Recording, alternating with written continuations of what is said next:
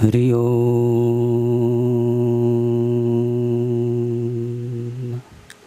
आनन्दमानन्दकरं प्रसन्नं ज्ञानस्वरूपं निजबोधरूपं योगीन्द्रमीड्यं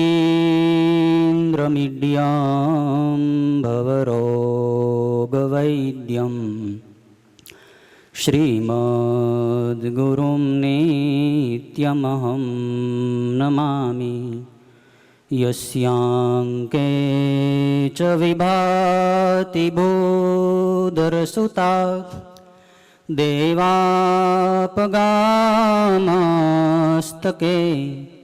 भाले बालविधुर्गले च गरलं यस्योरसि व्यालराट् सोऽयं भूतिविभूषणसुरवर सर्वाधिप सर्वदा शर्वः सर्वगतः शिवः शशिनिभः श्रीशङ्कर पातु माम्। ॐ शान्ति शान्ति शान्ति। सद्गुरु भगवान की जय। सनातन धर्म की जय। आनंदेश्वर महादेव की जय। राम कृष्ण भगवान की जय। हनुमान जी महाराज की जय। ओम नमः पार्वती पतये। हर हर महादेव हर।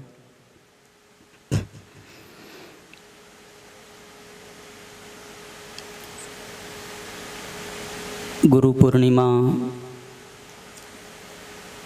पर्व में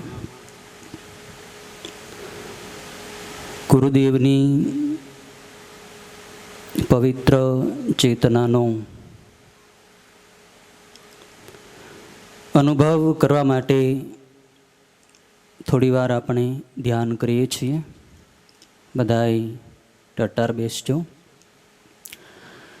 ज्ञान मुद्रा बनावेली राखजो, न आवड़े तो खुल्ला हाथ राखजो।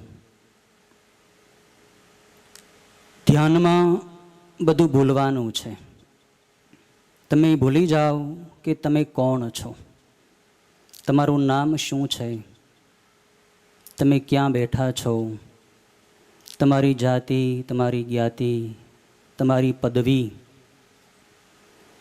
आ बधाई आवरणों ने हटावी दो।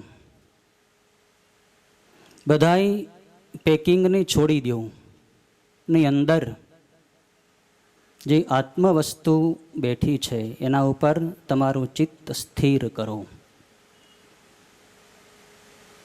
तमे तमारा आत्मतत्व ऊपर स्थिर थाओ, स्थित थाओ अने भाव करो के अंतरिक्ष मांथी गुरुदेवनी दिव्य चैतन्य शक्तिनो प्रवाह तमारा ब्रह्मरंध्रमांथी मस्तकना तालु भागमांथी तमारी अंदर प्रवेशी रह्यो छे।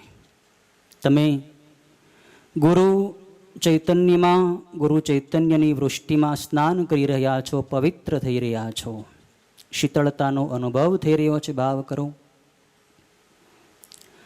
गुरुदेवनी चेतना अपनी अंदर प्रवेशीनी अपना तनना मनना बधाई दोषोने नष्ट करी रही है। अपने पावन थई रह्या छे। आत्मस्वरूप में स्थित थई देह भाव छोड़ी आत्मभाव में स्थित थाओ अने थोड़ी वार ओमकारनी ध्वनि अहींथी करावामां आवे ए प्रमाणे तमे लांबा अने मधुर स्वरथी ओमकारनी ध्वनि साथे आत्मतत्वनुं गुरु तत्वनुं ध्यान करजो। ओ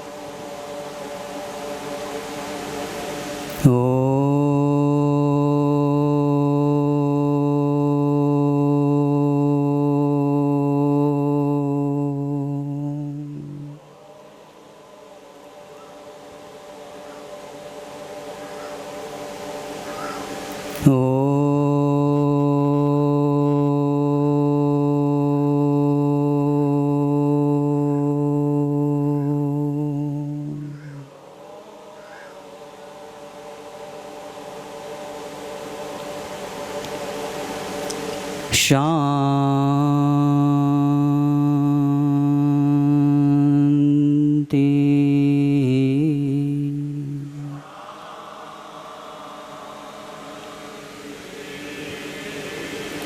શાંતિ.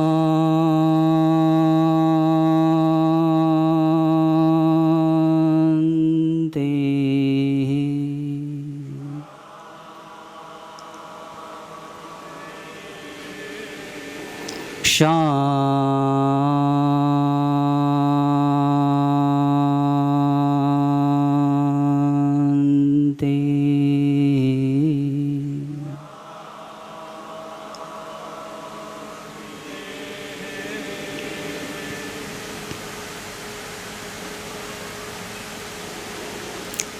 નમામિ સદ્ગુરું શાંતં પ્રત્યક્ષં શિવરૂપિણં શિરસા યોગપીઠસ્થં મુક્તિકામાર્થસિદ્ધિદમ.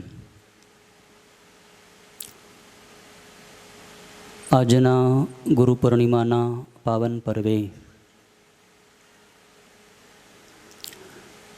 જેમના સ્મરણ માત્રથી અંદરનો અંધકાર અજ્ઞાન નષ્ટ થઈ પરમ જ્ઞાનનો સૂર્યોદય થાય છે. સ્વભાવમાંથી જડતા નષ્ટ થઈ ચેતના આવે છે. જેમનું સ્મરણ કરવા માત્રથી ભગવદ સ્વરૂપમાં આપણી નિષ્ઠા થાય, પ્રેમ થાય. જેમનું સ્મરણ કરવા માત્રથી જેમના ઉપદેશનું, જેમના જીવન સિદ્ધાંતોનું ચિંતન મનન કરવાથી આપણો દેહભાવ ઓછો થાય, આત્મભાવ દ્રઢ થાય છે. એવા આપણા સૌના આત્માની અંદર બિરાજમાન આપણા વહાલા ગુરુદેવના પાવન ચરણારવિંદમાં આજના ગુરુ પૂર્ણિમાના પર્વે આપ સૌ વતી આ બાળક શતકોટી સાષ્ટાંગ વંદન કરે છે. ગુરુ પૂર્ણિમાનો પર્વ એટલે ગુરુ ચરણે જઈને ગુરુ પૂજન, ગુરુ વંદન, ગુરુ અર્ચન કરી હૃદયનો અહોભાવ વ્યક્ત કરવાનો પર્વ ગુરુ પૂર્ણિમાનો પર્વ એટલે ગુરુદેવ સમક્ષ સાધના માર્ગમાં ઉઠતા અંતરાયો, વિઘ્નો, પ્રશ્નોને નિવેદન કરી ગુરુ વાણીનું શ્રવણ કરી એ પ્રશ્નનું નિરાકરણ કરી અને સાધના માર્ગમાં, ભક્તિના માર્ગમાં આગળ વધવાનું પર્વ. ગુરુદેવના ચરણે શિષ્યો, સાધકો જ્ઞાન સંપાદન અર્થે જતા હોય છે. જ્ઞાનનો પ્રકાશ જીવનમાં પથરાય એવા હેતુથી શિષ્યો ગુરુદેવ પાસે ગુરુ પૂર્ણિમાના પર્વે જાય. ગુરુદેવ એ પ્રગટેલું દીપક છે. શિષ્ય પણ દીવો છે, દિવેલ છે, વાટ છે, પણ પ્રકાશિત નથી. ગુરુદેવ એ પ્રકાશિત દીપક છે, દીવો છે. શિષ્ય ગુરુ પૂર્ણિમાના પર્વે ગુરુદેવ પાસે એ પ્રકાશ પ્રાપ્ત કરવા માટે જવાનું છે. ગુરુદેવની જ્યોત જે જલી રહી છે, ગુરુ દીપકની જ્યોત જલી રહી છે, એ જ્યોતની સાથે આપણી દિવેટનો છેડો સ્પર્શ થઈ જાય, અર્થાત ગુરુદેવના ચરણોમાં આપણે સમર્પિત થઈએ ત્યારે આપણો આત્મદીપક પ્રગટી જાય અને આપણી આસપાસનું અજ્ઞાન, અંધકાર નષ્ટ થઈ જાય, દૂર ખસી જાય. ગુરુદેવ પાસે આપણો દીવો પ્રગટાવવા માટે જાઓ. આપણે ગુરુદેવ પાસે જતા હોઈએ, સંતો મહાત્માઓની પાસે જતા હોઈએ છીએ. સંતોનો એમની આસપાસનું આભામંડળ, એમનું વાયુમંડળ શુદ્ધ હોય, એમના પ્રકાશથી આસપાસ પ્રકાશ ફેલાયેલો હોય. એ આપણને ત્યાં જવાથી સારું લાગે, આનંદ થાય, મજા આવે અને આપણે થોડી વાર, કલાક, 2-5 કલાક સંત સાનિધ્ય સેવન કરીને ત્યાંથી વિદાય થઈ જઈએ છીએ. મજા આવે એવો અનુભવ થાય. પછી ગયા પછી શું? ગયા પછી તો અંધારું જ છે. જ્યાં સુધી આપણો આત્મદીપક પ્રગટે નહીં ત્યાં સુધી અંધારું રહેવાનું જ છે. ગુરુ પાસે જશો તો થોડી ક્ષણ એમના પ્રકાશમાં આવવાથી તમને પ્રકાશ દેખાશે, સારું લાગશે,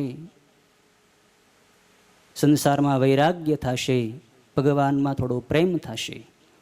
પણ એટલા માત્રથી સંતોષ ન માનો. ગુરુદેવની પાસે જઈને ગુરુચરણે સમર્પિત થવાનું અને એમને ચરણે સમર્પિત થઈ એમની ચેતના જે છે એમને પ્રાપ્ત કરવાની, ગ્રહણ કરવાની. એ ચેતનાને લઈને તમે દુનિયાના ગમે તે છેડે જાશો. તમારી પાસે અજ્ઞાન, મોહ, કામ, ક્રોધ આ બધો અંધકાર આવશે નહીં. તમે પ્રકાશિત રહેશો અને આસપાસ પ્રકાશ તમે ફેલાવશો. ગુરુચરણે આપણે આ માટે જવાનું છે. હવે મોટા ભાગે સાધકો, શિષ્યો ગુરુ પાસે શરીર લઈને જતા હોય છે. શરીરનું સાનિધ્ય એ યથાર્થ સાનિધ્ય નથી, સંપૂર્ણ નથી. ગુરુદેવના સાનિધ્યનો ખરો અનુભવ કરવો હોય તો ચિત્તથી ગુરુ સાનિધ્ય સેવન કરો. તમે શરીરથી ભલે ગમે ત્યાં હો. આજે ગુરુ પૂર્ણિમાના પર્વે આપણે સીમિત સંખ્યામાં એકત્રિત થયા, બાકી હજારો ગુરુ ભક્તો આજના આ કાર્યક્રમ સાથે લાઈવ પ્રસારણના માધ્યમથી જોડાયેલા છે. તમે એટલા બેઠા છો એટલા જ નથી, આજે હજારો ગુરુ ભક્તો સુરત, અમદાવાદ, મુંબઈ, દેશ વિદેશ અનેકો જગ્યાએ શરીરથી રહેલા ગુરુ ભક્તો, સાધકો, સત્સંગીજનો એ ભલે શરીરથી ગમે ત્યાં છે પણ આજે અહીં દેરડી આશ્રમમાં જ છે. કેમ કે એનું ચિત્ત, એમનું મન, એમનો ભાવ આજે ગુરુ ચરણે જોડાયો છે. અને ખરું સાનિધ્ય એ છે કે ચિત્તથી એ બધાય અહીં ઉપસ્થિત છે. અને ચિત્તના સાનિધ્યથી જે પ્રાપ્ત થાય છે એ શરીરના સાનિધ્યથી પ્રાપ્ત નથી થઈ શકતું. શરીર શરીર છે, શરીરમાં જડતા છે, પણ શરીરની અપેક્ષા એ ચિત્તમાં ચેતના વધુ છે. એટલે શરીરથી તમે ક્યાં છો મહત્વનું નથી, ચિત્તથી તમે ક્યાં છો એ મહત્વનું છે. તમે તપાસ કરો તમારું ચિત્ત ક્યાં છે, તમે ક્યાં છો. તમે દેરડી આશ્રમમાં શરીરથી છો, પણ મનથી ક્યાં છો, ચિત્તથી ક્યાં છો. ચિત્તથી ચેતના ગ્રહણ થતી હોય છે. આપણે મહાભારતમાં એકલવ્યની કથા સાંભળેલી છે. સર્વવિદિત છે કે એકલવ્ય આચાર્ય દ્રોણ પાસે ધનુર્વિદ્યા, અસ્ત્ર શસ્ત્ર વિદ્યા ગ્રહણ કરવા માટે ગયેલો. કૌરવો અને પાંડવો રાજકુમારોને અસ્ત્ર શસ્ત્ર ધનુર્વિદ્યા આપવા માટે દ્રોણાચાર્યજીની નિયુક્તિ કરવામાં આવેલી. એ સમયે સમગ્ર ભારત વર્ષમાં આચાર્ય દ્રોણની પ્રશંસા થતી હતી, એમની પ્રખ્યાતિ ફેલાયેલી હતી. એ સાંભળીને એકલવ્યને પણ મન થયું, હું પણ આચાર્ય દ્રોણની પાસે જે શસ્ત્ર વિદ્યા પ્રાપ્ત કરું. દ્રોણાચાર્ય પાસે જે વંદના કરે, પોતાની ઈચ્છા વ્યક્ત કરે. એકલવ્ય, હે ગુરુવર્ય, આપ મને ધનુર્વિદ્યા શીખવાડો, અસ્ત્ર શસ્ત્ર વિદ્યા શીખવાડો. હું આપની પાસે વિદ્યા સંપાદન અર્થે આવ્યો છું. આચાર્ય દ્રોણ કહે છે કે મારી નિયુક્તિ માત્ર રાજકુમારોને, રાજપુત્રોને વિદ્યા આપવા માટે જ થઈ છે. હું તને ધનુર્વિદ્યા શીખવાડી ન શકું. એકલવ્ય દ્રોણાચાર્યના જવાબથી નિરાશ ન થયો. ગુરુ શિષ્ય માટે જે વિધાન કરે એના હિત માટે જ હોય છે. એકલવ્ય દ્રોણાચાર્યને વંદન કરી ત્યાંથી વિદાય થઈ ગયો. એમણે ગુરુદેવના સ્વરૂપને હૃદયસ્થ કરી લીધું. એમણે ગુરુમૂર્તિને હૃદય મંદિરની અંદર બિરાજમાન કરી દીધી. એને વિદ્યા ભણવાની ખૂબ ઈચ્છા હતી, ખૂબ જિજ્ઞાસા હતી કે મારે ધનુર્વિદ્યા પ્રાપ્ત કરવી જ છે. પણ આચાર્ય દ્રોણે એને મનાઈ કરી છે. પણ એ જાણતો હતો કે ગુરુ સાનિધ્ય શરીરથી સેવવું એ મહત્વનું નથી, ચિત્તથી આત્માથી સેવવું એ જ મહત્વનું છે. એકલવ્ય જંગલમાં જે એકાંત સ્થાને એણે એક સુંદર મજાની મૂર્તિનું નિર્માણ કર્યું. એટલે સુંદરનો અર્થ એવો નથી કે એણે દ્રોણાચાર્યની જ મૂર્તિ બનાવી. કોઈ કારીગર નહોતો, કોઈ શિલ્પી નહોતો. એક માનવ આકૃતિ જેને કહી શકાય એવી આકૃતિ એણે બનાવી. એ આકૃતિ મારા ગુરુદેવ દ્રોણાચાર્યની જ છે એવો એણે ભાવ એમાં સ્થાપિત કર્યો. અને એ મૂર્તિના માધ્યમથી એ ધનુર્વિદ્યા શીખવા માંડ્યું. આ બધા એને ખ્યાલ છે આ પ્રસંગનો. પણ અહીં જાણવાનું એ છે કે મૂર્તિના માધ્યમથી એકલવ્યને વિદ્યા આવડી કઈ રીતે? આ પ્રશ્ન આપણને થાય સૂક્ષ્મ દ્રષ્ટિથી વિચાર કરો તો. શું મૂર્તિ કાંઈ મંત્રો બોલી શકે? શું મૂર્તિ કંઈ કળા કૌશલ્ય શીખવાડી શકે? શું મૂર્તિ કોઈ મંત્રો, કોઈ શસ્ત્રો ચલાવવાનું કળા, કોઈ વિધિ બતાવી શકે ખરી? ન બતાવી શકે. એકલવ્યનું ચિત્ત મૂર્તિ ઉપર નહોતું, એકલવ્યનું ચિત્ત ગુરુ ચેતના ઉપર હતું. દ્રોણાચાર્યની ઈચ્છા પણ નહોતી કે હું એકલવ્યની બનાવું, એણે સ્પષ્ટ મનાઈ કરી દીધી હતી. પણ છતાં એકલવ્યની અંદરની ભાવના, એમનું પવિત્ર ચિત્ત ગુરુચરણે સ્થિત હતું, જોડાયેલું હતું. એ કારણે એકલવ્યને એ વિદ્યા પ્રાપ્ત થઈ જે વિદ્યા પાંડવોને, અર્જુનને મળી હતી. એકલવ્ય ચિત્તથી ગુરુ સાનિધ્ય સેવીને મહાન ધનુર્ધર બન્યો, મહાન યોદ્ધા બન્યો. ચિત્તનું બહુ મહત્વ છે. ગુરુ ચરણે ચિત્ત સમર્પિત કરો. તમારા મનને ગુરુદેવની ચેતના સાથે જોડો. ગુરુદેવ એ શરીર નથી હોતા, ગુરુ એ ભાવ છે. ગુરુ એ આત્માનો ભાવ છે. શરીર એ ગુરુ નથી, ગુરુ એ શરીર નથી. ગુરુમાં શરીર બુદ્ધિ કરવી એ અજ્ઞાનતા છે. માણસો સંત પાસે જાય, ગુરુ પાસે જાય તો એના શરીર ઉપર દ્રષ્ટિ કરે.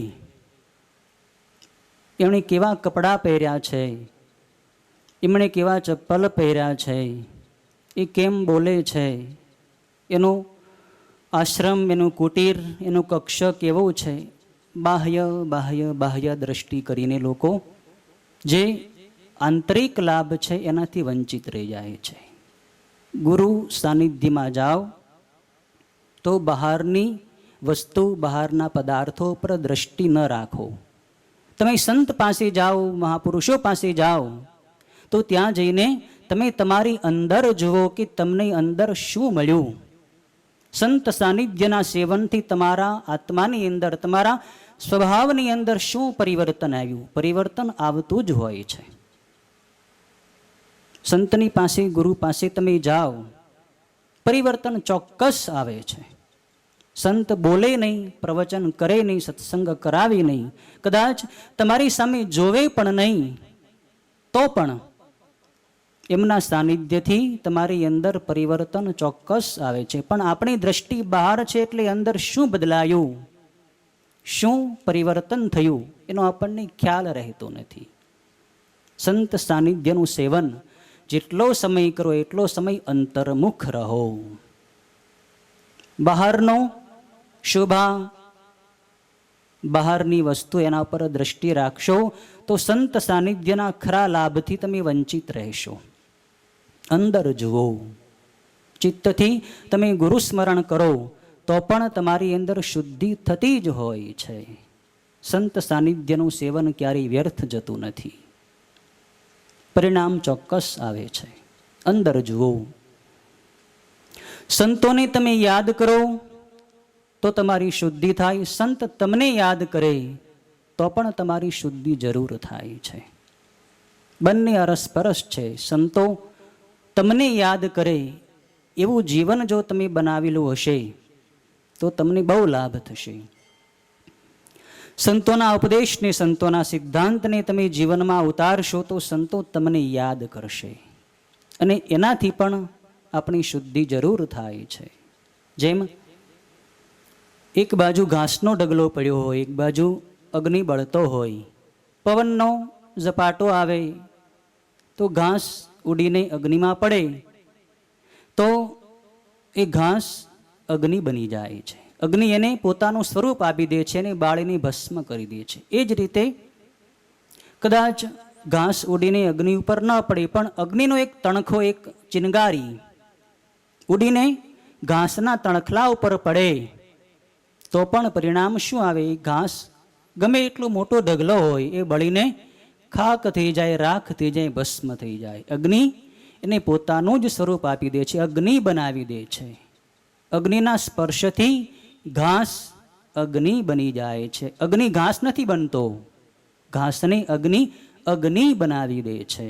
એમ સંતોના સાનિધ્યમાં જવાથી, સંતોનું સ્મરણ કરવાથી આપણી ઉન્નતિ જરૂર થાય છે. આપણો આત્મા અગ્નિ, આત્મદીપક પ્રગટે જ છે. એવા સદગુરુનું તમે શરણ ગ્રહણ કરો જે તમને અંદરથી પ્રકાશિત કરે. સદગુરુને આમ તો એવા સદગુરુ કરવા જોઈએ કે જે પૂર્ણિમાના ચંદ્ર જેવા હોય. કહેવામાં આવ્યું છે ને, ગુરુ કરો તો ऐसा કરો જૈસા પૂનમ કા ચાંદ, તેજ કરે પણ તપે નહીં, ઉપજાવે આનંદ. એવા ગુરુ કરો જે પૂર્ણિમાના ચંદ્ર જેવા હોય. પૂર્ણિમાનો ચંદ્ર આકાશમાં ખીલે ત્યારે કેટલો એ શીતળતા આપે છે, પ્રકાશ આપે છે, પણ પ્રકાશની સાથે ઉષ્ણતા નથી, શીતળતા છે. એમ સંતોની પાસે જવાથી, ગુરુ પાસે ગુરુ પૂર્ણિમાના પર્વે જવાથી એક શીતળતા આપણને અનુભવાય, એક અંદરની ઠંડક આપણને અનુભવાય, પ્રકાશ પણ આપે, શીતળતા પણ આપે. આવા મહાપુરુષોનું સેવન કરવાનું બતાવ્યું છે. સંતો મહાપુરુષોની પાસે જવાથી આપણને આપણું આત્મદર્શન થાય છે, આપણા દોષોનું જ્ઞાન થાય, આપણી અંદર શું ખામી છે, શું ક્ષતિ છે, આપણા સ્વભાવની અંદર શું ભૂલ છે, કયો દોષ છે, બધું આપણને જણાય છે. એટલે ગુરુ સાનિધ્યમાં જવાથી શુદ્ધિ જરૂર થાય છે, દોષ નષ્ટ જરૂર થાય છે. સંતો મહાપુરુષો જગતમાં ફરીને જગતના જીવોને પરમાત્માની સન્મુખ કરે, અજ્ઞાનમાંથી નિવૃત્ત કરી જ્ઞાનના પ્રકાશમાં લઈ જાય અને એને પરમાત્માની ઉપર આસ્થાવાન કરે, શ્રદ્ધાવાન કરી, અંદરની શ્રદ્ધાને જગાડે. સંત સાનિધ્યનો ખરો લાભ લેવો હોય તો સંપૂર્ણ જીવન સમર્પિત કરો સંત શરણે, તો તમારી ગ્રહણશીલતા વધે, ને ગ્રહણશીલતા વધે, શ્રદ્ધા વધે, તો સંતની ચેતના જે અંદરથી વહે છે એનો પૂરેપૂરો આપણે અનુભવ કરી શકીએ. આપણા પાત્રની અંદર એ ચૈતન્ય પૂરેપૂરું ભરાય. આ ભારત વર્ષની અંદર અનેકો મહાપુરુષો, સદગુરુ, સંતો, મહાત્માઓ થયા, જેમણે આજ સુધી સનાતન ધર્મની જ્યોત જગાવી રાખી છે. હાલમાં પણ સંતો મહાપુરુષો છે, નથી એવું નથી, મહાપુરુષો હોય જ છે. પહેલાં પણ હતા, પછી પણ રહેવાના છે, વર્તમાનમાં પણ રહેવાના છે. કદાચ કોઈ સંતનું, કોઈ ગુરુનું, કોઈ મહાપુરુષનું શરીર, પંચભૌતિક શરીર ઉપસ્થિત ના હોય, પણ એની ચેતના તો હોય જ. છાંદોગ્ય ઉપનિષદમાં અશ્વપતિ રાજાની કથા આવે છે. અશ્વપતિ રાજા એટલો મહાન બ્રહ્મજ્ઞાની, આત્મજ્ઞાની હતો કે એની પાસે મોટા મોટા ઋષિ મુનિઓ પણ આત્મજ્ઞાન લેવા માટે આવતા હતા. એકવાર બોડીલ ઋષિ, જન ઋષિ, સત્યવ્રત ઋષિ, આવા 5 ઋષિઓ જે મહાશાલનો અર્થ થાય જેની શાળામાં, જેના ગુરુકુળમાં અસંખ્ય વિદ્યાર્થીઓ વિદ્યાધ્યયન કરતા હોય, એને મહાશાલ કહેવાય. એ 5 મહાશાલ ઋષિઓ ભેગા થયા અને આત્મતત્વ, બ્રહ્મતત્વ ઉપર વિચાર કરતા હતા કે આત્મા શું, બ્રહ્મ શું. વેદ શાસ્ત્રોના પ્રમાણો રજૂ કરીને આત્મજ્ઞાન મેળવવા માટે પ્રયત્ન કરતા હતા. પણ માત્ર વેદ શાસ્ત્ર ભણી લેવાથી આત્મજ્ઞાન થતું નથી. આત્મજ્ઞાન પ્રાપ્ત કરવું હોય તો સમર્થ સદગુરુ, શ્રોત્રિય એવં બ્રહ્મનિષ્ઠ સદગુરુની પાસે જઈને એમનો કૃપા પ્રસાદ પ્રાપ્ત થાય તો અંદરનું આત્મજ્ઞાન પ્રગટ થઈ જાય છે. શાસ્ત્ર ભણવાથી આત્મજ્ઞાન ન થાય. એટલે જ કહ્યું, વેદ ઉદધી બિન ગુરુ લખે, લાગે લૌન સમાન, બાદલ ગુરુમુખ દ્વાર હૈ, અમૃત સે અધિકાન.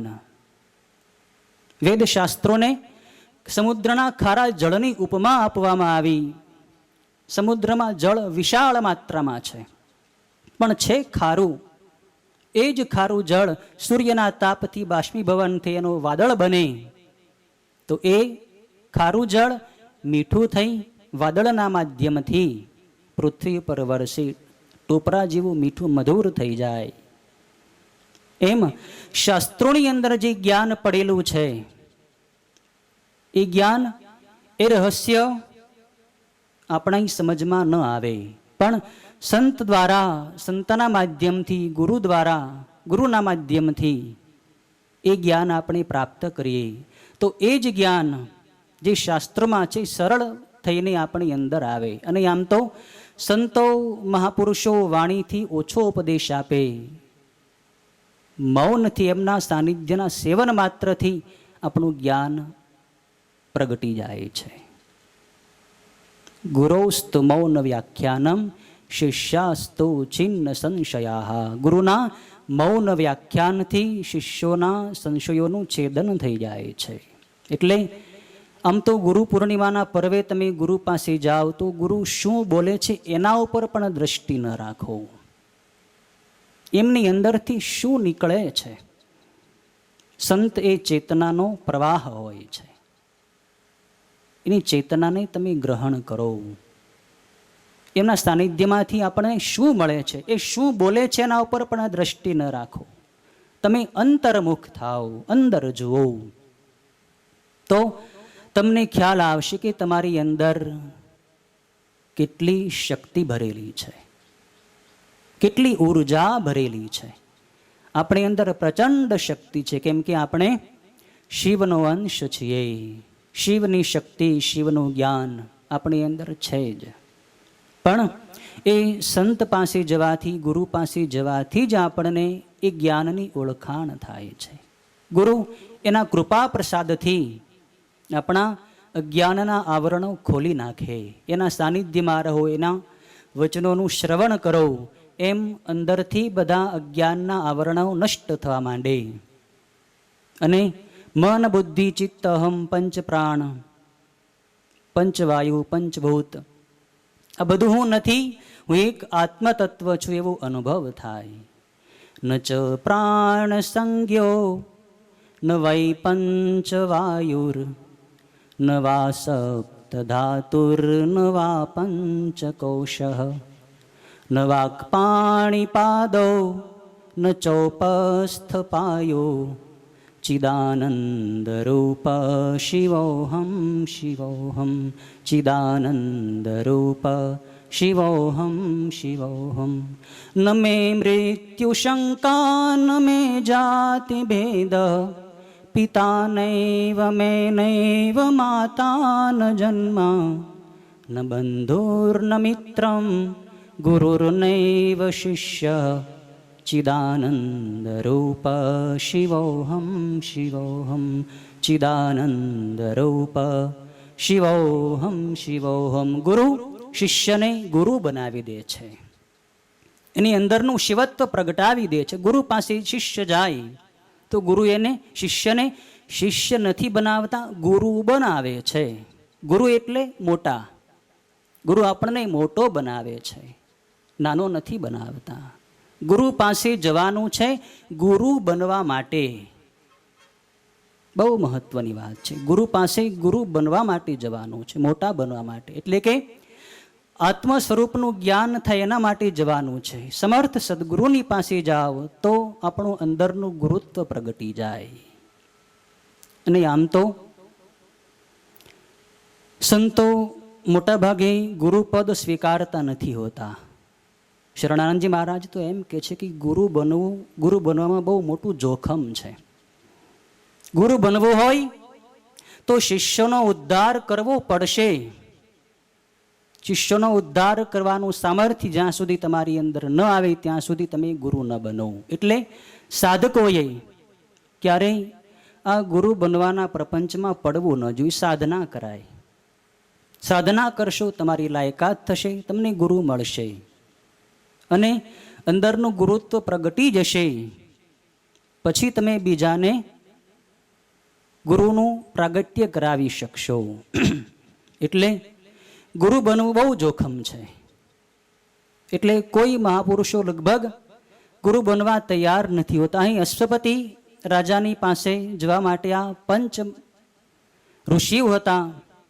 એમણે નક્કી કર્યું કે આત્મતત્વનું જ્ઞાન આપણને થયું નહીં. શાસ્ત્રો વિશે તો ઘણી ચર્ચાઓ કરી, પણ હવે આમાંથી કોઈ સંતોષકારક નિર્ણય આવતો નથી. એટલે કોઈ સમર્થ સંતની પાસે, બ્રહ્મજ્ઞાની પુરુષની પાસે જઈએ તો વિચાર કરતા કરતા જણાયું કે અત્યારે અરુણના પુત્ર આરુણી ઉદ્દાલક મહાન જ્ઞાની છે, એમની પાસે જઈએ.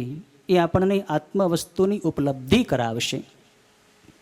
ઋષિઓ એમની પાસે જાય છે. દૂરથી આવતા જોઈને ઉદ્દાલક ઋષિ જાણી ગયા કે આ મહાન ઋષિઓ મહાશાલ છે, આત્મતત્વનો નિર્ણય કરવા માટે મારી પાસે આવે છે, પણ હું એમને શાસ્ત્રના પ્રમાણોથી સમજાવવાનો પ્રયત્ન કરીશ, પણ એને સંતોષ થશે નહીં.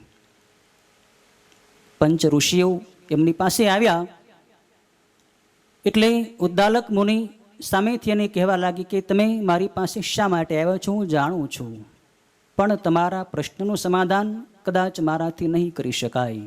એટલે વર્તમાન સમયમાં અશ્વપતિ રાજા મહાન બ્રહ્મજ્ઞાની બ્રહ્મવેત્તા છે. હું અને તમે સૌ જો તમે મારી સાથે સંમત થાવ તો આપણે બધા એમની પાસે જઈએ અને આત્મજ્ઞાન પ્રાપ્ત કરીએ. એ આપણને આત્મજ્ઞાન પ્રાપ્ત કરાવી શકશે. અશ્વપતિ રાજાની પાસે આ બધા ઋષિઓ જાય છે. ઋષિઓનું આગમન થયું. રાજાઓનું કર્તવ્ય, સંતો મહાત્માઓ ઋષિઓ પધારે એમનું પૂજન અર્ઘ્ય પ્રદાન અર્પણ કરી એમનો યથાયોગ્ય સત્કાર કરવો. અશ્વપતિ રાજાએ પ્રણાલી અનુસાર ઋષિઓનું પૂજન વંદન અર્ચન કર્યું. બીજી દિવસે સવારે અશ્વપતિ રાજા ઘણું બધું ધન, ઘણી સંપત્તિ, ઘણી બધી દક્ષિણા લઈને એ 6 ઋષિઓની પાસે હાજર થયો. ગુરુ એ ઋષિઓના ચરણોમાં સંપત્તિ સમર્પિત કરી, આપ આ ધનનો આ દક્ષિણાનો સ્વીકાર કરો. પણ ઋષિઓ એને સ્પર્શ કરતા નથી, એની સામે જોતા પણ નથી. એટલે અશ્વપતિ રાજાને થયું કે હું રાજા છું, એટલે ઋષિઓને એમ હશે કે રાજાનું ધન શુદ્ધ નથી હોતું, કદાચ એમાં દોષ હોય, અનીતિ અન્યાય હોય, મારું ધન શુદ્ધ નહીં હોય એમ એમના મનમાં હશે, એટલે ધન સ્વીકારતા નથી. એટલે અશ્વપતિ મહારાજ એ બાબતમાં સ્પષ્ટતા કરે છે કે હે ઋષિઓ, ન મે સ્તેનો જનપદે ન કદર્યો ન મદ્યપઃ નાના હિતાગ્નિર ના વિદ્વાન ન સ્વૈરી સ્વૈરીણી કુતઃ. હે ઋષિઓ, તમને મારા ધન બાબતે શંકા હશે, પણ મારું ધન બિલકુલ શુદ્ધ છે. ન મેં સ્તેનો જનપદ, હે ઋષિવરો, મારા રાજ્યની અંદર કોઈ ચોર નથી. શું કામ ચોર નથી? કેમ કે બધાય પ્રજાજનોની પાસે બધી વસ્તુ છે, એને ચોરવાની જરૂર જ નથી. બધી વસ્તુ એને પ્રાપ્ત છે, કોઈ વસ્તુનો અભાવ નથી. ન મેં સ્તેનો જનપદે ન કદર્યો ન મદ્યપઃ. મારા રાજ્યની અંદર કોઈ એવો ધનવાન નથી જે કંજૂસ હોય. જેટલા ધનવાનો છે બધા ઉદાર છે, બીજાને આપવા વાળા છે. મારા રાજ્યની અંદર કોઈ મદ્યપાન, કોઈ શરાબ, કોઈ દારૂ પીતો હોય એવું કોઈ નથી. મારા રાજ્યની અંદર બધા નિર્વ્યસની લોકો છે. તમે કલ્પના કરો એનું રાજ્ય કેવું હશે. નાના હિતાગ્નિર, મારા રાજ્યની અંદર કોઈ એવો દ્વિજ નથી જે અગ્નિહોત્રી ન હોય. બધા દ્વિજો અગ્નિહોત્ર કરે છે, અગ્નિની ઉપાસના કરે છે. ન અવિદ્વાન, મારા રાજ્યની અંદર અવિદ્વાન નથી, અર્થાત બધા લોકો વિદ્વાન છે. કલ્પના કરો કેટલું એનું રાજ્ય ધાર્મિક હશે, આધ્યાત્મિક હશે, કેટલી એની પ્રજા સુસંસ્કૃત હશે, ઘડાયેલી હશે. ન સ્વૈરી, મારા રાજ્યની અંદર કોઈ પુરુષ વ્યભિચારી નથી. જ્યારે પુરુષ વ્યભિચારી નથી તો સ્વૈરીણી કુતઃ, સ્ત્રી વ્યભિચારીણી ક્યાંથી હોય? મારા રાજ્યમાં બધા પ્રજાજનો ધાર્મિક છે, આધ્યાત્મિક છે, બધા સુખી છે, મારું ધન શુદ્ધ છે.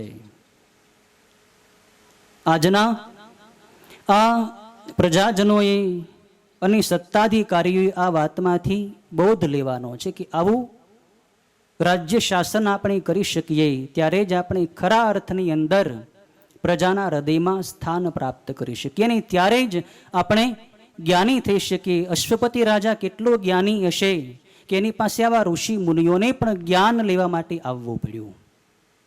ઋષિઓ ધનનો સ્પર્શ કરતા નથી, સંપત્તિને અડતા નથી. ઋષિઓ કહે છે રાજન, અમે ધન માટે નહીં, અમે જ્ઞાન માટે આવ્યા છીએ. અમારે ધનની જરૂર નથી, જેની અમારે જરૂર છે એ તમે અમને આપો, અમને બ્રહ્મ જ્ઞાન આપો તો અમને સંતોષ થશે. અમારે ધનની શું જરૂર? અમે તો વનમાં વસવાવાળા ઋષિઓ સંતો છીએ, અકિંચન છીએ, અપરિગ્રહી છીએ. મારે ધનની કશી જરૂર નથી, કોઈ અપેક્ષા નથી. બીજે દિવસે રાજાએ એમને આવવાનું કહ્યું. ઋષિઓ સમજી ગયા કે આપણે રાજાની પાસે કરબદ્ધ થઈને શિષ્યભાવ ધારણ કરીને જવાનું છે. જ્ઞાન પ્રાપ્ત કરવું હોય તો મોટા બનીને નહીં, નાના બનીને જવાનું.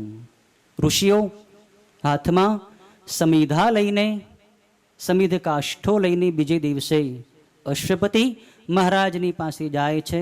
અશ્વપતિને વંદન કરવા જાય છે તો અશ્વપતિ એમને વંદન કરવા નથી દેતા. એક તો એ બ્રાહ્મણ છે, એમને વંદન કરાવાય એની દોષ લાગે. અશ્વપતિ રાજાએ એમનું અભિવાદન કર્યું અને એમને બેસાડ્યા છે, અને ગુરુ ભાવે નહીં પણ એક દાતાના ભાવે એમને આત્મજ્ઞાન પ્રદાન કર્યું. આવી કથા છાંદોગ્ય ઉપનિષદમાં આવે. કહેવાનું તાત્પર્ય, ગુરુ પાસે, સંત પાસે જ્યારે તમે જાઓ નમ્ર થઈને જાઓ. સમિધા લઈને જવાનો અર્થ એ છે કે આપણી જડતા પ્રદર્શિત કરવાની. હું જડ છું, મારી અંદર મતિ મંદ છે, મારી બુદ્ધિને સુધારો, મારા અજ્ઞાનને નષ્ટ કરો. એટલે જ ઉપનિષદમાં આવ્યું, પરીક્ષ લોકાન કર્મચિત્તાન બ્રાહ્મણો નિર્વેદ માયા નાસ્ત્ય કૃત કૃતેન સ વિજ્ઞાનાર્થમ તદ વિજ્ઞાનાર્થમ સ ગુરુમેવાભિગચ્છેત સમિત પાણી શ્રોત્રિયમ બ્રહ્મનિષ્ઠમ. જે અકૃત તત્વ છે, જે પરમાત્મા તત્વ છે, કોઈ ક્રિયાથી પ્રાપ્ત થઈ શકતું નથી. પરમાત્માને મેળવવા હોય તો એમાં શરીરની કોઈ જરૂર નથી. ભાવની જરૂર છે, અંદરની ભાવનાની જરૂર છે. ભાવ શુદ્ધ હશે તો સર્વત્ર ભગવત દર્શન થશે. અને ક્રિયા છોડશો, શરીરની ક્રિયા, મનની ક્રિયા, બુદ્ધિની ક્રિયા, આ બધી ક્રિયાને છોડીને જ્યારે અક્રિય અપ્રયત્ન થશો ત્યારે અંદર આત્મતત્વ, પરમાત્મ તત્વ તો રહેલું જ છે, એ આપોઆપ પ્રગટી જશે. એને પ્રગટાવવા માટે અક્રિય થાવ, શાંત થાવ, મૌન થાવ, ધ્યાનસ્થ થાવ. રોજ સવાર અને સાંજ બંને સમય ધ્યાન કરો. જેટલું તમે ધ્યાન કરશો, જેટલું ધ્યાન કરશો એટલી તમારી અંદરની જાગૃતિ થશે, તમારું આત્મબળ દ્રઢ થશે, તમારો આત્મા તમને અદ્ભુત જ્ઞાન આપશે. અંદર આત્માની અંદર બધું જ્ઞાન રહેલું છે, પણ આપણે આત્માની વાત સાંભળતા નથી. જગતની બધાયની વાત સાંભળી, પણ આપણી પોતાની જ વાત, આપણો પોતાનો જ અવાજ, આત્માનો અવાજ, આત્માની વાણી આપણે સાંભળતા નથી. જ્યારે આત્મસ્થ આપણે થઈશું ત્યારે અંદરની વાણી આપણને સંભળાશે. આત્મ વસ્તુ પ્રગટ થઈ જશે ત્યારે બીજા કોઈ બાહ્ય જ્ઞાનની આપણે જરૂર નહીં પડે. સંતોની પાસે આ જ હોય છે, મહાપુરુષોની પાસે એ જ હોય છે. અંદરનું જ્ઞાન એમનું જાગૃત થઈ ગયેલું હોય એટલે એમને બહારના જગતમાં ક્યાંય મોહ ન થાય, ક્યાંય આસક્તિ ન થાય. અંદરનો વિવેક જાગૃત થઈ ગયેલો હોય. અને ખરેખર માણસનો સાચો ગુરુ એનો વિવેક છે. અને ગુરુ શું કરે છે? શિષ્ય કોઈ સાધક એની પાસે આવે તેને કંઈ નવું નથી આપતા. એની અંદર જે છુપાયેલું છે, જે સુષુપ્ત છે, એ વિવેક, એ જ્ઞાન પ્રગટ કરી દે છે. એટલે સંતો મહાપુરુષોનો વિવેક દીપક પ્રગટેલો હોય એટલે નાશવાન જગતમાં એમને ક્યાંય મોહ ન થાય અને શાશ્વત પરમાત્મા તત્વથી તેઓ ક્યારેય ચલિત ન થાય. આવા મહાપુરુષો, આપણા ગુરુદેવ જેવા મહાપુરુષો જ્યાં બિરાજમાન હોય.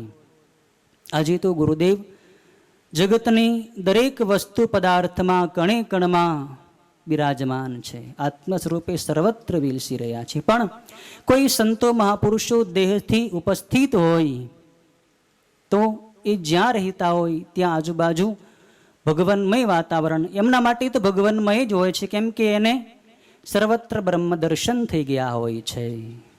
કહેવામાં આવ્યું ને, સંપૂર્ણમ જગદેવ નંદનવનમ સર્વેપી કલ્પદ્રુમા ગંગમ વારી સમસ્તવારિનિવહા પુણ્યા સમસ્તા ક્રિયા વાચ પ્રાકૃત સંસ્કૃતા શ્રુતિશિરો વારાણસી મેદિની સર્વાવસ્થિતિરસ્ય વસ્તુ વિષયા દ્રષ્ટે પર બ્રહ્મણી. જેની દ્રષ્ટિ પરમાત્મા તત્વની ઉપર સ્થિર થઈ ગઈ છે, જેને સર્વત્ર બ્રહ્મ દર્શન, ભગવત દર્શન, શિવ દર્શન થાય છે, એમના માટે સંપૂર્ણમ જગદેવ નંદનવનમ, સંપૂર્ણ જગત આખું જગત નંદનવન જેવું છે. સર્વે પી કલ્પદ્રુમા, સર્વે વૃક્ષ, બધાય વૃક્ષો એના માટે કલ્પ વૃક્ષ હોય છે. સમસ્ત વારી, સમસ્ત જળ એના માટે ગંગા જળ બની જાય છે. એમની સમસ્ત ક્રિયાઓ પુણ્ય સમસ્તા ક્રિયા પુણ્યમય પવિત્ર બની જાય છે. સંતો મહાપુરુષો ગમે તેવી ક્રિયા કરે, બહારથી એ ક્રિયા કદાચ આપણને શાસ્ત્રોક્ત ન પણ લાગતી હોય, પણ છતાં એ ક્રિયા પુણ્યકારક હોય છે, પવિત્ર હોય છે.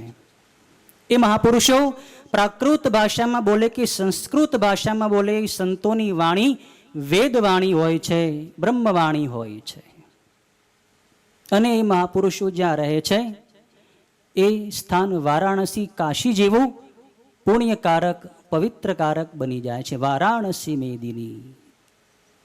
આવા મહાપુરુષો જ્યાં વિચરતા હોય એવા સ્થાન તીર્થ બની જાય છે.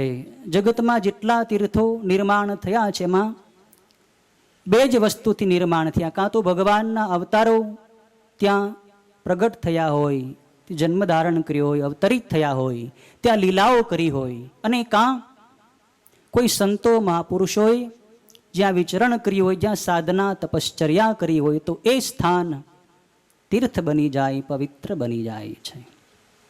આવા સંતો મહાપુરુષોને આપણે યાદ કરીએ તો આપણું જીવન પવિત્ર થઈ જાય છે.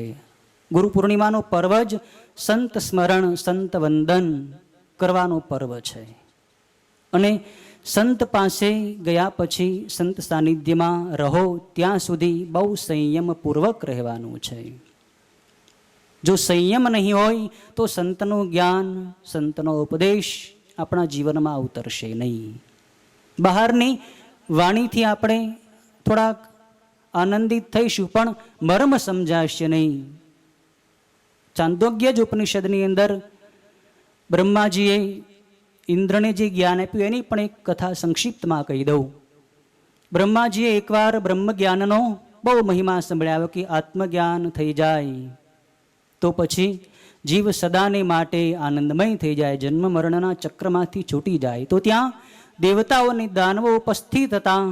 એમને થયું કે અમારે પણ બ્રહ્મજ્ઞાન પ્રાપ્ત કરવું છે.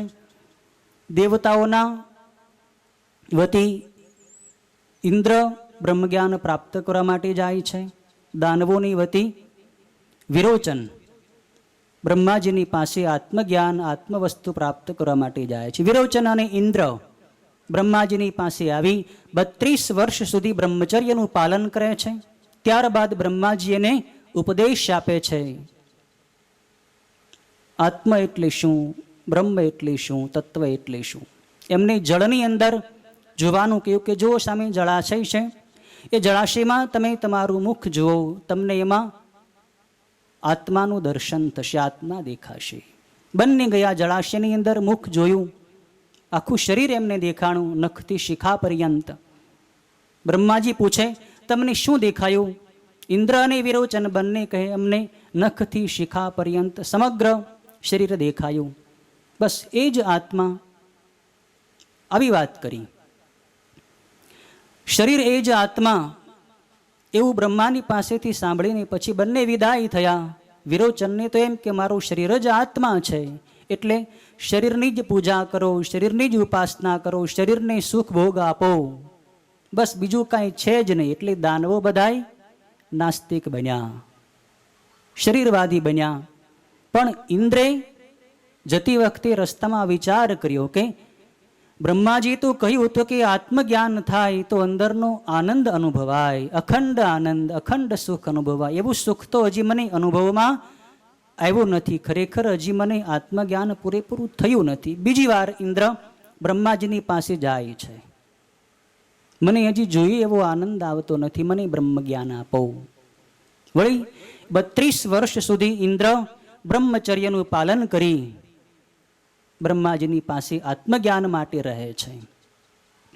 પછી બ્રહ્માજી એને ક્રમશઃ સૂક્ષ્મ શરીરનો ઉપદેશ આપે છે. સૂક્ષ્મ શરીર જે અંદર દેખાય છે, જે ચલાયમાન હોય છે, જે સર્વત્ર ગમન કરે છે, એ આત્મા છે. સાંભળીને ઇન્દ્ર ત્યાંથી વિદાય થાય છે. પણ સૂક્ષ્મ શરીરને પણ આત્મા માનવાથી ઇન્દ્રને આનંદ ન થયો. વળી પાછો જાય છે. 32 વર્ષ સુધી ત્રીજી વાર બ્રહ્મચર્યનું પાલન કરી આત્મજ્ઞાન વિશે પ્રશ્ન કરે છે બ્રહ્માજીને.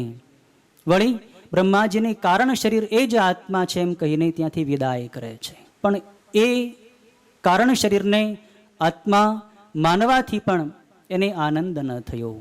ત્યારે વળી પાછો ઇન્દ્ર બ્રહ્માજીની પાસે પાછો આવે છે. કહે છે કે મને હજી જોઈએ એવો આનંદ મળતો નથી. વળી ઇન્દ્ર 5 વર્ષ સુધી બ્રહ્મચર્યનું પાલન કરે છે. ત્યારબાદ બ્રહ્માજી એમના ઉપર કૃપાવૃષ્ટિ કરે છે. એને દિવ્ય બ્રહ્મોપદેશ કરે છે કે ખરેખર આત્મ વસ્તુ ચિન્મય છે. આત્મા નથી સ્થૂલ શરીર, નથી સૂક્ષ્મ શરીર, નથી કારણ શરીર. આત્મતત્વ ત્રણેય શરીરોથી અલગ છે. આત્મતત્વ ચિન્મય છે.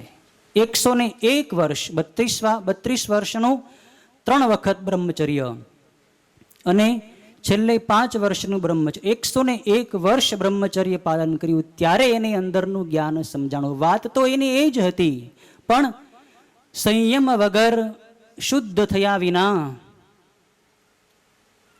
આત્મજ્ઞાનનો દીપક પ્રગટતો નથી. જીવનમાં સંયમ કેળવો. સંયમ તમે રાખશો તો જ તમારી સાધના સુરક્ષિત રહેશે.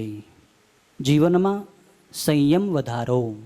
ખાવામાં, પીવામાં, જોવામાં, સાંભળવામાં દરેક વાતે સંયમ હશે તો તમારી સાધના શુદ્ધ રહેશે, જળવાયેલી રહેશે. જે ખેતરમાં વાડ ન હોય એ ખેતરનો પાક પશુઓ ચરી જાય છે.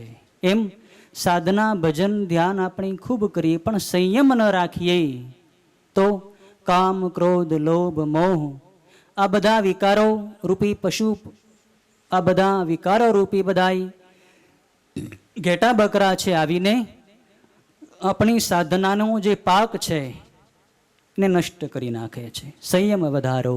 માણસો ભજન કરતા હશે પણ વ્યવહાર કાળ દરમિયાન સાવધાની રાખતા નથી, સંયમ રાખતા નથી. એટલે સાધનામાં એ આગળ વધી શકતા નથી. એકાંતમાં સાધના કરો બરાબર છે, કરવી જોઈએ, કરતા જ હશો, પણ વ્યવહાર કાળમાં બહુ સાવધાની. તમારું મન મેલું ન થાય, તમારું ચિત્ત દૂષિત ન થાય. આપણા ગુરુદેવના જીવન ઉપર જુઓ, એનો કેટલો સંયમ. ગુરુદેવનું જીવન ચરિત્ર તમે વાંચ્યું હશે, શ્રવણ કર્યું હશે. એક એક પ્રસંગોમાં જુઓ કેટલો સંયમ, કેટલું ધૈર્ય. ધર્મ ઉપર, પરમાત્માના વિધાન ઉપર કેટલી દ્રઢ શ્રદ્ધા, એમનું કેટલું દ્રઢ મનોબળ હશે. કેવા કેવા પ્રસંગો ગુરુદેવના જીવનમાં આવ્યા. તમે વાંચ્યું હશે એક જીવન ચરિત્રમાં. ચાપરાજપુર મહેલમાં ગુરુદેવ પધાર્યા હતા. ત્યાં રાધાબા રાણી સાહેબના મહેલમાં ગુરુદેવ 21 દિવસ રહ્યા. બધી સંપત્તિ ગુરુદેવના ચરણોમાં એ બા આપવા માટે તૈયાર થઈ ગયા હતા, પણ ગુરુદેવે એનો સ્પર્શ પણ ન કર્યો. અમે તો ત્યાગી સંન્યાસી છે, ઘર બાર બધું છોડીને ભગવાન માટે નીકળેલા છીએ. આ સંપત્તિ અમારે શું કામની? કેટલી બધી લાલચ આવી. કૃષ્ણાનંદજી મહારાજ પ્રયાગની અંદર રહેતા હતા. ગુરુદેવ કાશીમાં અભ્યાસ દરમિયાન અવકાશ કાળમાં એમની પાસે જતા, એમની સેવા કરતા. ગુરુદેવના પવિત્ર સંયમમય જીવનથી કૃષ્ણાનંદજી મહાત્માને ગુરુદેવ પ્રત્યે ખૂબ ભાવ થયો. મારી આશ્રમની બધી સંપત્તિ હું આમને આપી દઉં. વાત કરી બધી જમીન, બધા આશ્રમો, બધા મકાનો, બધી સંપત્તિ હું તમને આપી દઉં, તમે આ બધું સંભાળો. ગુરુદેવ કહે નહીં, આ શરીરનો અંદરનો ભાવ આખો અલગ છે. આ શરીર વૈરાગ્યની મસ્તીમાં મસ્ત રહેવા વાળું છે. અમને કોઈ સંપત્તિની જરૂર નથી. મેં તો ત્યાગી છીએ, પરમહંસ છીએ. આપ કોઈ યોગ્ય લાયકને એ સંપત્તિ આપી દો, આ શરીરની કોઈ જરૂર નથી. કેટલી લાલચ આવી છતાં અંદરથી કોઈ લાલચનો લોભનો સ્પર્શ નહીં. કેવું નિરાળું જીવન! આવું જીવન આપણું બને એના માટે ગુરુદેવ જેવા સંતનું સાનિધ્ય મળે, ગુરુદેવનું સ્મરણ પણ કરીએ તો પણ આપણી અંદર ગુરુની ચેતના આવે. ગુરુની કૃપા વગર માત્ર સાધનાઓ ક્રિયા કરવાથી આત્મતત્વનું જ્ઞાન ન થાય. શંકરાચાર્ય મહારાજ કહે છે ને, ષડંગાદિ વેદો મુખે શાસ્ત્ર વિદ્યા કવિત્વાદિ ગદ્યમ સુપદ્યમ કરોતિ ગુરોરંઘ્રિ પદ્મે મનશ્ચેન્ન લગ્નમ તતઃ કિમ તતઃ કિમ તતઃ કિમ તતઃ કિમ. ગુરુ શરણમાં જ્યાં સુધી મન લાગ્યું નથી ત્યાં સુધી વેદો, 6 વેદો, શાસ્ત્રો, પુરાણો, બધી વિદ્યાઓ પ્રાપ્ત કરી લીધી હોય પણ છતાં ગુરુ શરણે મન લાગ્યું નથી, ગુરુ ભક્તિ જીવનમાં આવી નથી, ત્યાં સુધી એનાથી શું. ગુરુ ભક્તિ જ્યારે જીવનમાં આવે ત્યારે જ જીવન સાર્થક થાય છે. અને ગુરુ ભક્ત કોને કહેવાય? શરણાનંદ મહારાજ તો એમ કહે છે કે જે ગુરુની પૂજા કરે છે એ ગુરુ ભક્ત નથી. ગુરુ પૂર્ણિમાને દિવસે ગુરુ પાસે જઈ ગુરુની પૂજા કરે એ ગુરુ ભક્ત નથી. ગુરુના ચરણની સેવા કરે, ચરણ દબાવે એ ગુરુ ભક્ત નથી. ગુરુને ભિક્ષા કરાવે એ ગુરુ ભક્ત નથી. ગુરુને વસ્ત્ર આપે, ગુરુને દક્ષિણા આપે એ ગુરુ ભક્ત નથી. ગુરુ ભક્ત એ છે જે ગુરુના સિદ્ધાંતોને જીવનમાં ઉતારે છે, ગુરુના ઉપદેશને જીવનમાં વણે છે. અને ગુરુના સિદ્ધાંતોને, ગુરુના ઉપદેશને જીવનમાં ઉતારવા માટે ગુરુદેવના અંદરના ભાવને સ્પર્શ કરવાનો પ્રયત્ન કરો. ગુરુદેવ અંદરથી શું કહેવા માંગે છે? કોઈ પણ સંતની પાસે તમે જાઓ, વાણી ભલે સરળ શબ્દોમાં ઉપદેશ આપતા હોય પણ એની અંદરનો ભાવ કેવો છે, એ તમને શું આપવા માંગે છે એની ઉપર દ્રષ્ટિ કરવું. સંતોના ભાવને આપણે પૂરેપૂરો તો જાણી ન શકીએ. સંતનો અંદરનો ભાવ બહુ ઊંચો હોય. સંતો એમના ઉચ્ચ લેવલથી, ઉચ્ચ કક્ષાએથી તમને કહેતા હોય અને સાધકો એની નીચી કક્ષાએથી ને સાંભળતા હોય. બંનેની વચ્ચે બહુ મોટો અંતરાય હોય છે, જમીન આસમાનનું અંતર હોય છે. પણ છતાં તમે ગુરુ ચરણે સમર્પિત રહેશો તો ધીરે ધીરે ધીરે તમને સમજાશે કે આ સ્વામીજી, આ સંત, આ મહાત્મા તમને શું કહેવા માગે છે. અમારો સંતો મહાપુરુષોનો તો સ્વભાવ જ એવો હોય કે બધાનું હિત કરવું, બધાનું કલ્યાણ કરવું, બધાની ભગવાનની સન્મુખ કરવા. જીવો ભગવાનની સન્મુખ ન થતા હોય, વ્યસનમુક્ત ન થતા હોય તો અમારાથી ઘણીવાર અંદર એકાંતમાં રડી પણ જવાય. પણ શું થાય? જ્યાં સુધી સાધકો પોતે એ વાત ગ્રહણ કરે નહીં, જીવનમાં અવતારે નહીં, ત્યાં સુધી અમે સંતો શું કરીશું? ઘણું દુઃખ થાય કે આ ગુરુજીના સાનિધ્યમાં આટલા વર્ષોથી રહ્યા, આટલા વર્ષા સુધી રહ્યા પણ કાંઈ પરિવર્તન આવ્યું નહીં, વ્યસનમુક્ત પણ ન થયા, કાંઈ ભજન નહીં, કાંઈ સત્કર્મ નહીં, કાંઈ અંતર્મુખ વૃત્તિ નહીં, બહાર જ દ્રષ્ટિ. બહુ દુઃખ થાય. પ્રવચન કરીને, સત્સંગ કરાવીને પ્રયત્ન કરીએ પણ લોકો સમજે નહીં અમારા ભાવને, ત્યાં સુધી અમે કાંઈ કરી શકીએ નહીં. સંતોનો ભાવ બહુ ઊંચો હોય છે. ઉમા સંત કઈ ઇહઈ બડાઈ, મંદ કરત જવું કરઈ ભલાઈ. સંતોની જે નિંદા કરે, સંતોનું અપમાન કરે, એનું પણ સંતો હિત ઈચ્છતા હોય છે. ભગવાનને સંતો પ્રાર્થના કરે, પ્રભુ મારું અપમાન કરવાવાળાનું તમે કલ્યાણ કરજો, એનું હિત કરજો, એનું મંગલ કરજો.